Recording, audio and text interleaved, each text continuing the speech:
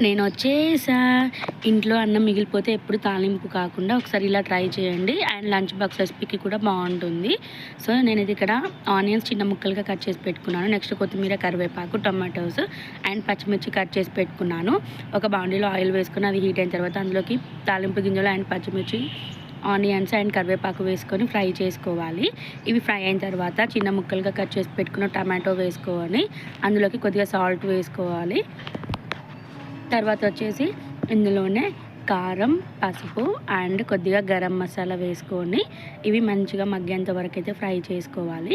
ఇవి ఫ్రై అయిన తర్వాత ఫ్రెష్గా గ్రైండ్ చేసి పెట్టుకుని అల్లం వెల్లుల్లి పేస్ట్ వేసుకొని అది కూడా పచ్చివాసన పోయేంత వరకు అయితే ఫ్రై చేసుకొని లాస్ట్లో అయితే కొత్తిమీర వేసుకొని ఒక్కసారి కలుపుకొని అందులో మిగిలిపోయిన రైస్ ఏదైతే ఉందో అదైతే వేసుకోవాలి.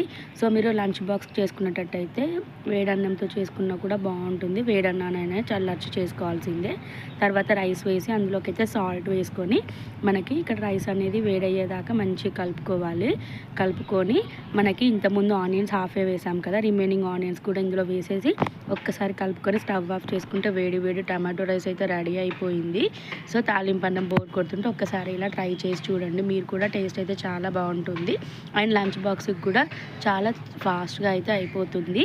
వీడియో నచ్చితే చిన్న లైక్ చేసి సబ్స్క్రైబ్.